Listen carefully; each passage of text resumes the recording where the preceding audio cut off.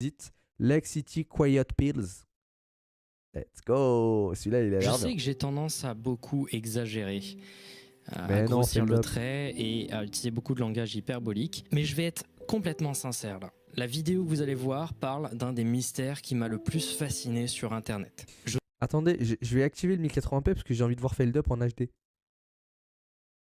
Je trouve ce mystère Let's complètement go. fou, complètement improbable, et j'espère que j'arriverai à lui faire justice. Pour vous remettre dans le contexte, il y a 2-3 semaines, j'ai commencé à faire des recherches Billy, t'as pour quel âge? J'ai éventuellement 24 faire ans, un nouveau bro. findings sur la face cachée de Reddit. Les recherches étaient plutôt fructueuses, surtout quand je suis tombé sur un sujet, l'étrange mystère sur Reddit de Lake City Quiet Pills.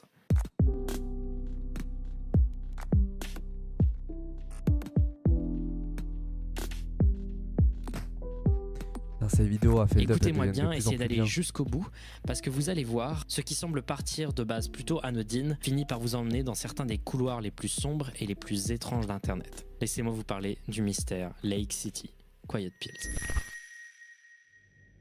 C'est une secte? C'est quoi? Tout commence en décembre 2007 quand le compte utilisateur Religion of Peace est créé sur, à l'époque, le tout jeune site Reddit. À l'époque, le site était beaucoup moins modéré et surtout beaucoup moins censuré, ce qui a causé énormément de controverses, ce qui donne aujourd'hui cet espace de fausse liberté d'expression qui est en réalité Reddit. Vous pouvez faire des recherches, ce sujet est assez intéressant. L'utilisateur Religion of Peace était aussi connu sous le nom de Milo. C'était un utilisateur très actif de Reddit à ses débuts. Il était connu pour une chose en particulier, le fait qu'il était vieux et le fait qu'il était chiant. En effet, il se présentait comme un ancien militaire né dans les années 30, parti à la retraite en 1987 et gagnant sa vie sans trop d'efforts grâce à sa connaissance extensive des ordinateurs et écoulant ses jours au plus profond de l'Amérique conservatrice, faisant des petits boulots impliquant la programmation et juste l'informatique en général et passant le reste de son temps sur Reddit. Oh, Donc là, il peut être éventuellement un peu attachant, mais rajoutons à ça le fait que Milo est quelqu'un de peu fréquentable, peu recommandable et surtout un gros pervers. Parce que quand je vous ai dit que Reddit était pas très censuré à l'époque et que ça a causé des grosses controverses, je ne rigolais pas, il en a fait partie. Parce que au-delà d'apparaître dans ses messages comme un vieux aigri, il était également modérateur pendant longtemps du subreddit le plus controversé de l'histoire, J. Alors, là je viens de censurer le mot et je le censurerai constamment. Vous vous demandez souvent pourquoi je censure certains mots dans mes vidéos. C'est simple, parfois YouTube semble ne pas aimer qu'on prononce certains mots à propos de certains sujets très controversés. C'était simple, c'était un subreddit où des gens postaient des photos de mineurs dans des poses suggestives, de la pornographie softcore. Le personnage de Milo est donc assez détestable. Rajoutons à ça le fait qu'il insultait régulièrement les gens sur Reddit et surtout il semblait violent et renseigné sur les manières de se battre, de blesser et d'abattre des gens. Régulièrement, lors de ses nombreuses excursions sur des subreddits pornographiques, il mettait un lien vers un site qu'il avait créé qui s'appelait That Old Guy's Image Host, littéralement l'hébergeur d'images de ce vieux gars. Ce site était tout simplement une galerie gigantesque avec des milliers d'images pornographiques et notamment également des images softcore porno. C'est un personnage vraiment dégueulasse, je n'aime pas Milo. Mais un truc particulièrement bizarre avec ce site, c'était son lien. L'URL du site, c'était lakecityquietpills.com. Littéralement, les pilules de silence de Lake City. Ça n'a rien à voir avec le concept du site. Et ça a piqué la curiosité des gens. Attendez, on est d'accord, le concept du site, c'était un hébergeur d'images. Genre comme Noël Shack, comme IMGyour, je sais pas quoi là. IMGyour. Ouais, ok. Mais le 17 juillet 2009, quelque chose se passe qui va énormément changer l'histoire. C'est simple, Milo va poster son dernier message sur Reddit. Le même jour, un compte Reddit du nom de 2-6, qu'on va appeler 26, fut créé par un anonyme. Ce compte ne posta qu'un seul post dont le titre était « La fin de Religion of Peace, il est mort aujourd'hui ». Dans ce message, 26 se présente comme l'hébergeur du site de Milo. Il donnait l'espace serveur nécessaire pour que Milo puisse y mettre ses images pornographiques sur son site. C'est à peu près le seul lien qu'il avait avec Milo. Parce qu'en effet, dans ce message, il va décrire un peu plus Milo et son personnage, d'une manière un peu douce amère. En effet, il le présente d'abord comme un vieillard connard et méchant, ne possédant ni amis, ni de famille encore vivante, mourant de façon pathétique devant Reddit. Cher. Apparemment, il serait vraiment mort littéralement devant le site. Il ne parlait à presque personne, mis à part sa Mérité, aucune compassion pour ces petits fils de pute qui se branlent sur des enfants et comme des ça. gens à son travail. Et il méritait aucun bonheur, sale bâtard. Moi, il me tolérait. C'est tout. Comme je l'ai dit, il était méchant. Je pense qu'il utilisait ça comme un bouclier pour garder les gens loin de lui. Il va être incinéré lundi sans célébration comme il le souhaitait. Let's go. Je vais jeter ses cendres dans la forêt en Pennsylvanie, près de là où il est né. Je ne sais pas quoi dire de plus. Il va me manquer. Bâtard misérable. Comme prévu, ma traduction voilà, est même lui incroyable, l'insulte. mais néanmoins, on remarque quelque chose avec ce post. Déjà, 26 écrit d'une manière très particulière. C'est difficile à expliquer, mais concrètement, il fait des fautes d'orthographe très précises à certains moments qui font pas vraiment sens et il utilise beaucoup de jargon de son pays. C'est un moyen qu'on va utiliser souvent pour essayer d'identifier quel message a été écrit par 26, vous allez comprendre. Il mentionne également dans son post le fait que l'endroit où il va déposer les cendres de Milo ne sera pas l'endroit exact où il est né. Pardon, excusez-moi, pour ceux qui ont acheté des objets à la brocante de Billy, vous inquiétez pas, je vous contacte. Juste là, faut que je fasse le tirage du concours Predator. Là, je l'ai toujours pas fait, sa mère. Le Z-Event et tout, ça m'a pris trop de temps. Et juste avant le Z-Event, j'étais en vacances pendant 4-5 jours. Je fais ça et après je vous envoie vos objets chez vous les refs, ok? Je vous les envoie après-demain, Inch'Allah, ok les refs? Et étant donné que cet endroit en question a été remplacé par un supermarché. Ça paraît pas, mais ça sera un tout petit peu important quelques jours plus tard, parce que 26 était vraiment pas actif sur Reddit, il semblait vraiment pas s'être accommodé au site, c'était pas vraiment son délire, et également il semblerait que lui aussi ce soit un vieux qui ait connu Milo, notamment lorsqu'ils étaient tous les deux militaires. Il répond seulement à quelques commentaires, et il finit tout simplement par donner les coordonnées GPS de l'endroit où il a déposé les cendres de Milo, et si on cherche pas très loin, on trouve un supermarché placé à côté d'une forêt, ce qui semble montrer que l'histoire pour l'instant est très cohérente. Et là maintenant c'est simple, les choses vont grimper d'un coup. Si 26 n'avait jamais posté ce message, peut-être que le mystère n'aurait jamais été découvert. Parce que les gens ont commencé à faire des recherches. Les gens, c'est des baisers. Je suis pas exactement sûr d'avoir trouvé le moment exact où les gens ont commencé à faire des recherches, mais quand ils ont commencé à faire des recherches sur l'utilisateur 26, des choses très claires ont commencé à apparaître. En effet, en cherchant, ils sont tombés sur un compte du site Fark, un site très vieux qui a été créé il y a 22 ans, similaire à Reddit, où des communautés peuvent réagir à des articles de nouvelles variés. Et sur ce site, ils trouvèrent un compte du nom de Angel26, qui possédait comme adresse email angel.2.6@lakecityquietpills.com. Alors, c'est assez cohérent avec le fait qu'il était l'hébergeur du site pour Milo, mais ce qui est hyper étrange, c'est que ce compte date de 2001.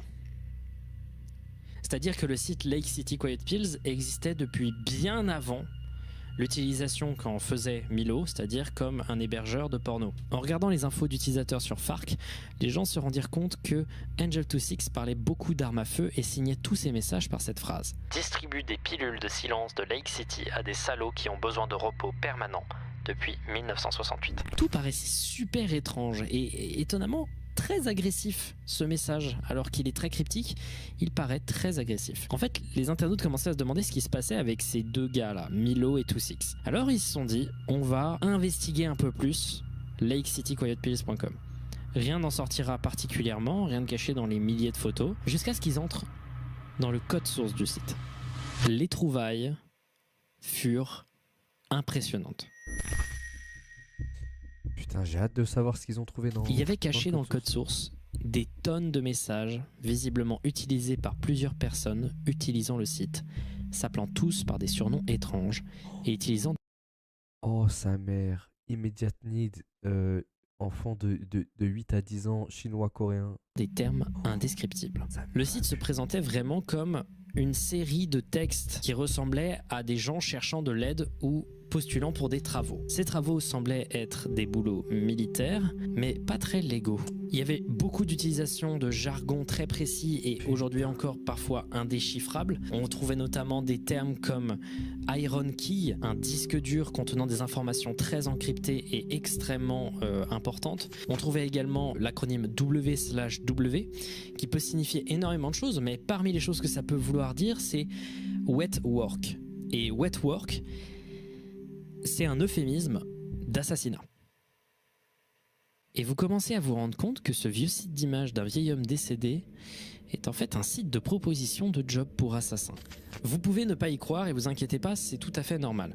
On en parlera à la fin de si oui ou non on pense que tout ça est fake. Mais vous allez voir qu'il y a beaucoup plus d'informations cachées dans le site et que ça va très loin jusqu'à être lié à certains événements diplomatiques les plus importants de l'histoire moderne. Les messages étaient datés et au fur et à mesure des jours, ils continuèrent à apparaître dans le code source. Angel26 y posta d'abord un message similaire à celui posté sur Reddit, écrit d'une façon très similaire mais avec des termes étranges semblant codés, annonçant à ceux lisant le code source que Milo était mort. Il posta ensuite, 2 mois après, le fait qu'il avait brick l'Iron Key de Milo. L'Iron Key, on l'a dit, c'est un disque dur qui contient des informations extrêmement importantes encryptées, mais qu'est-ce que ça veut dire de le brick? Simplement, le détruire.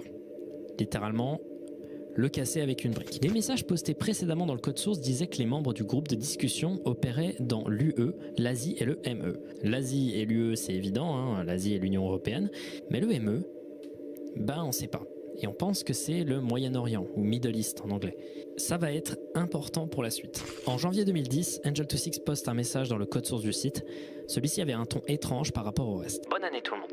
On va fêter l'anniversaire du vieux Milo le 19. Suivi de l'annonce d'un hôtel qui avait été réservé. Ce message est la raison pour laquelle le mystère de LakeCityQuietPills.com est l'un des plus importants. Pourquoi? L'hôtel caméra de surveillance. Mahmoud El-Bahou. Mahmoud Al-Mabrour. Alors, j'ai un très mauvais accent arabe, je suis désolé, et du coup je vais écorcher son nom malheureusement. Ça, c'est mon nom. Il s'agit d'un homme politique très controversé, palestinien, fondateur de la branche armée du Hamas. Une organisation qualifiée par plusieurs pays comme terroriste et un acteur très important du conflit au Moyen-Orient. C'est une personnalité importante, bien que méconnue. En janvier 2010, Mabrour prend un avion allant de Damascus à Dubaï. Il avait réservé ce voyage sur internet, mais s'était protégé en prenant une fausse identité avec un faux passeport. En arrivant à l'aéroport, il passe la douane, s'appelant donc sur le moment Mahmoud Mohamed, et à cause d'un problème d'organisation, il n'a pas de garde du corps. Ça va être malheureusement une erreur fatale. Il se balade dans l'aéroport, il a l'air plutôt serein, mais il ne se rend pas compte que de loin, il y a des gens qui le suivent. Il prend un taxi pour le Al Bustan Rotana Hotel. Il se rend ensuite dans sa chambre, la chambre 230, puis finalement, il sort pour faire quelques achats pendant 3 à 4 heures.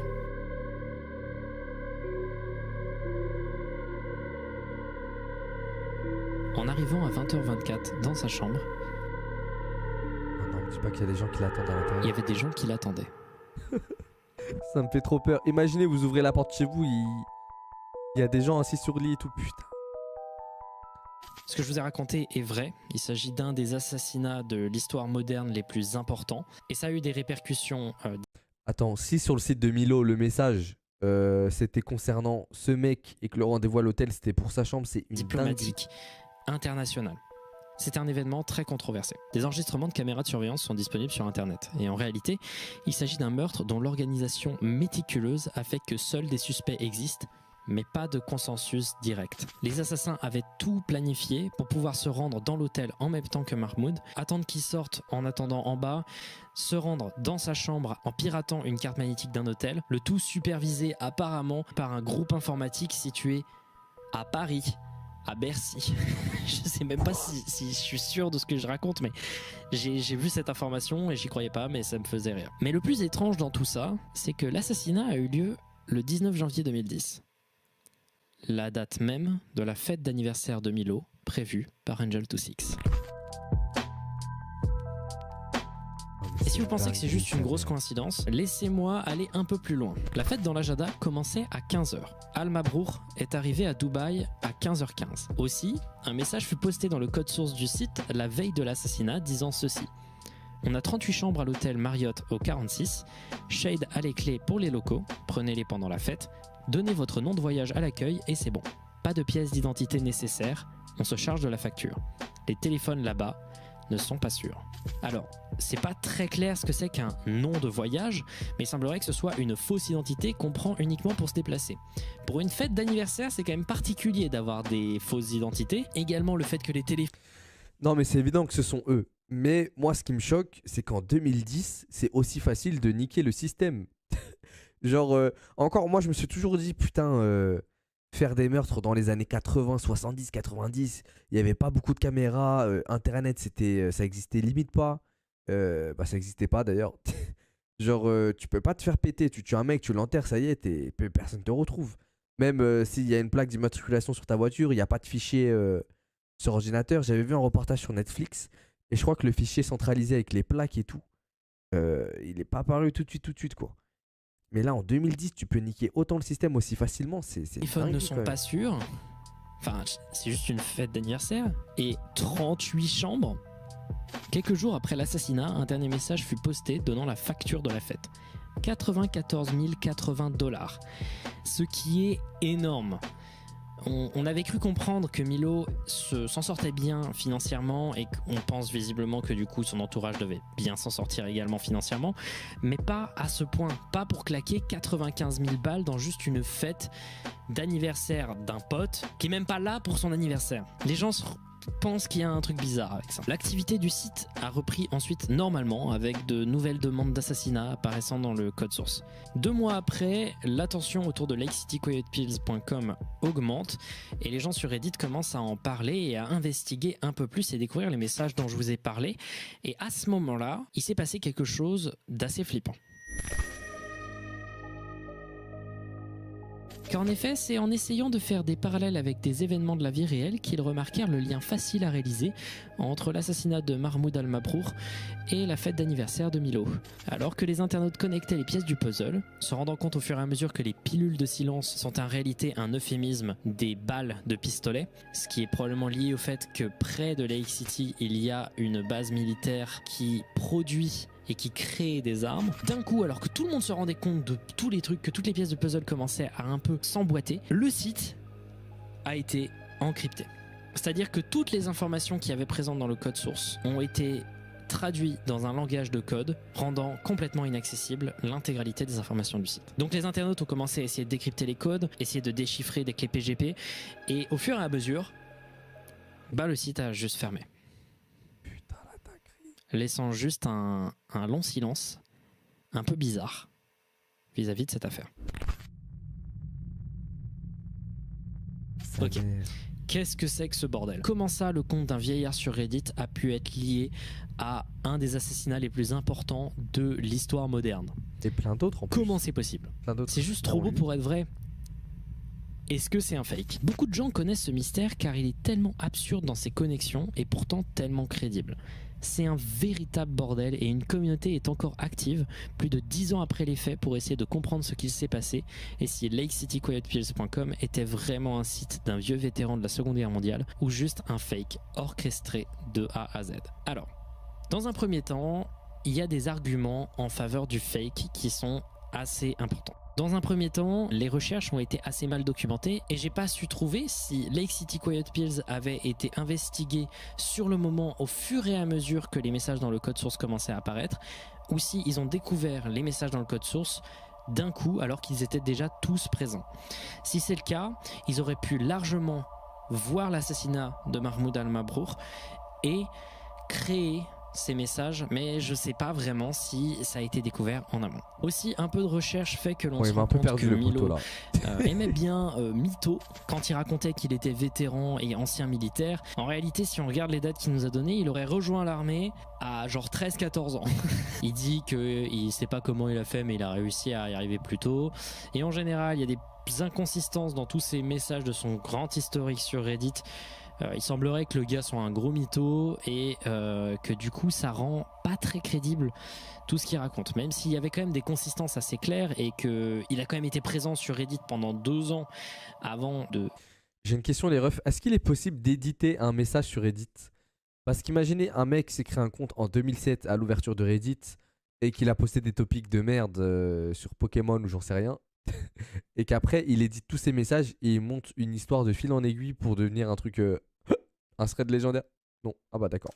Mourir, ce qui demande quand même pas mal de dévouement. C'est simple, le truc paraît beaucoup trop gros en fait. Et notamment le youtubeur Barely Sociable, que vous connaissez très probablement si vous regardez des vidéos creepy sur le YouTube américain. Il a fait notamment une super vidéo sur le site Silk Road. Ce gars-là avait fait une super vidéo sur Lake City Quiet Pills, c'est d'ailleurs sa première vidéo et je l'ai vu pour notamment me documenter sur ça. Et bien quelques temps après sa vidéo, il a fait une série de tweets disant tout simplement que Lake City Quiet Pills était un hoax complet, que tout avait été orchestré par un vieux mec bizarre, insupportable sur internet, qui a plusieurs pseudonymes, qui est un troll étrange, pervers, qui serait dans la communauté furry et qui aurait des sites sur le darknet pour discuter de manière encryptée avec ses potes, et ce qui semblerait être donc l'indication qu'il serait pas... Enfin, il aurait été modo sur Jade pour une raison, quoi. Le problème de ces messages, c'est qu'il n'y a aucune preuve. On ne sait pas pourquoi il a posté ces messages sur Twitter sans réaliser de vidéo pour étayer ses arguments, et le mystère reste donc au fond de ses mains. Mais moi, je suis pas tout à fait sûr que ce soit un fake en fait. Pour une raison simple, trop d'organisations complexes pour si peu. Écoutez-moi bien. Bah, c'est comme ça qu'on monte bien un hoax. Alors, pour le formuler d'une manière un peu plus claire, il aurait fallu créer des comptes jusqu'en 2001 pour finalement qu'en 2010 on puisse lier ça et arriver un peu à une boucle. Parce que je vous rappelle que la raison qui a fait que les gens se sont vraiment penchés sur le truc, c'est qu'on s'est rendu compte que le compte FARC de Angel26 contenait donc une mention de Lake City Quiet Pills. Alors pour étayer cet argument, on pourrait dire que le gars qui aurait créé ce mystère simplement avait un site qui s'appelait comme ça depuis longtemps, mais pourquoi l'appeler Lake City Quiet Pills, et surtout pourquoi mettre la mention à côté de Lake City Quiet Pills, un truc qui indique clairement qu'il s'agit d'un truc on va shooter des gens, quoi. Et surtout en général quand quelqu'un crée un fake, c'est pour des raisons souvent pécuniaires, ou alors il cherche juste quelque chose en retour, notamment l'attention, la fame, se faire reconnaître comme un artiste. Là, il n'y a rien. Aucun artiste ou créateur à qui on peut lier ça. Et surtout, le site a été supprimé quand les gens ont commencé à se pencher dessus. Ce qui, en général, est rarement un signe que quelqu'un crée un fake. Je reviens à vous après le montage. Entre-temps, j'ai eu le temps de disséquer à mort mes sources, de les diversifier et d'en rajouter. Et je suis tombé sur une autre piste. Un site pornographique du nom de Drunken Stepfather. Alors quel pourrait être le lien entre un site pornographique de ce type et ce mystère que je vous ai décrit pendant l'intégralité de la vidéo? Eh bien, ce site possède un forum. Sur ce forum, on y trouve beaucoup de discussions, souvent assez incompréhensibles, entre des gens partageant des fétiches et des obsessions allant de étranges à glauques, sur des messages d'un certain 26. Un 26 qui fait des références à Milo. Et ce, en 2010. Quelque temps après la fin des messages postés sur LakeCityQuietPills.com. Ces messages font référence notamment à l'encryption des données du site. Il parle avec quelques personnes, il poste très peu de posts. Et le tout nous amène à une question. Est-ce que l'intégralité de Lake City Quiet Pills n'était qu'un coup de pub pour ce site pornographique? Et si tout est réel, est-ce que c'est un nouveau repère pour ces assassins? Mais l'ajout de ce site et d'un compte Twitter visiblement très troll et plutôt agressif lié à ce site semble nous indiquer qu'il y a encore beaucoup de choses à découvrir, et que si LakeCityQuietPills.com s'avère être un hoax, il se pourrait également que la vérité soit tout aussi sombre.